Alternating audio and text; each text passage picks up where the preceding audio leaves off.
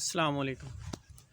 जिवें कि सियाणे कहंदे ने कि जिन्नी देर लालची जींदा ना ठग भुखा नहीं मरदा। इस तरह ना दो चार ठग कट्ठे होए तो एक बाबा सी, उनके काफ़ी सारे मरीज़ सी, उनका बड़ा नाम सी।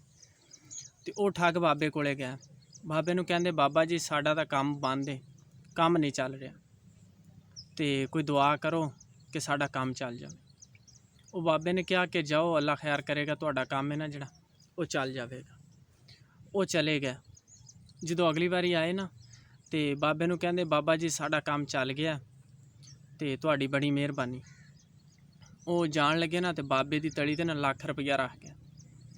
वो बाबा बड़ा हैरान होया कि पहली बारी आए ने कि साडा काम कर दिओ, तो काम तो मैं तो एडी मेहनत नहीं की, तो हुण लाख रुपया दे के चले ने, चलो कोई भारी सामी है काम चलण ही दिओ।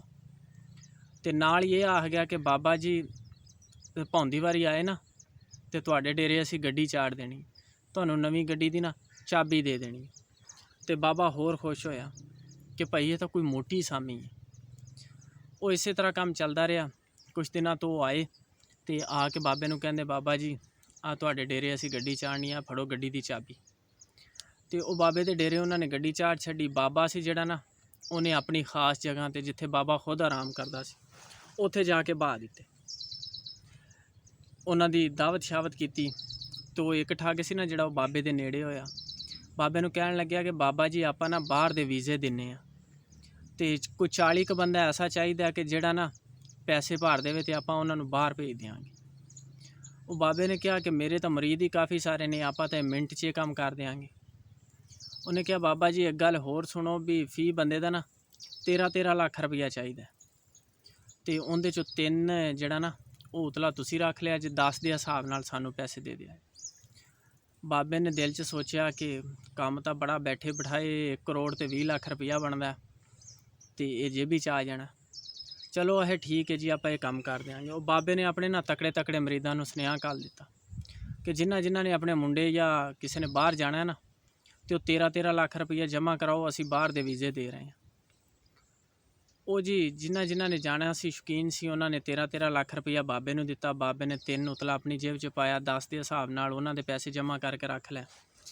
तो उन्होंने एक टाइम बनाया कि बाबा जी हुण ना आपां किसी दिन जाना जाके ते आपां वीज़े लैके आने। बाबे ने कहा ठीक है जी, आपां चले चलांगे। वो गया ना तो बाबे ने नाल अपने मरीद भी लै जिन्हां दे पैसे लिया सी, तो सारिਆਂ ਨੂੰ इकट्ठे करके नाल लै गया। उत्थे जाके एक दफ्तर च बहा के ना तो बाबे नूं कहंदे ने बाबा जी थोड़े जे पैसिਆਂ की लोड़ है, तो पैसे भी दिओ ते नाल गड्डी की चाबी भी दिओ सानूं। वो बाबे ने कहा जी पैसे किन्ने चाहिए ने? उन्हें कहा बाबा जेह्ड़े भी हैगे ने दे दे। वो बाबे ने जिन्ने भी हत्थी आए जेब च हत्थ मारिया तो कढ़ के दे दिते, नाल गड्डी की चाबी दे दी। उन्हें कहा बाबा जी इत्थे बहुत तुसी ते असी ना वीज़ियां दा पता कर आइए, झट इंतज़ार करो तुसी। वो बाबा मरीदां नूं लै के उत्थे बैठा।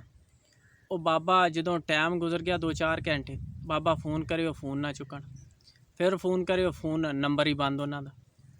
वो बाबा पिछां फ़ोन करे पिंड कि साढ़े नाल तो आ काम बन गया, बाहरों भी ताले ला गए, तो हुण असी की करिए। वो पिछों बंदे गए, उन्होंने बाबे नूं लभ्या 3 दिन ला के। 3 दिनों बाद जो बाबे ने लभ्या ना तो वो कहंदे कि बाबा जी असी तो तुहाडे कहण ते सारा कुछ कीता ते साडे पैसे हुण। वो कहंदा जी मैं तुहानूं की दसां, मेरी तो जान लगी, वो गड्डी भी लै गए, दसो हुण मैं की करा, वो तो मेरे नाल भी ठगी कर रहे।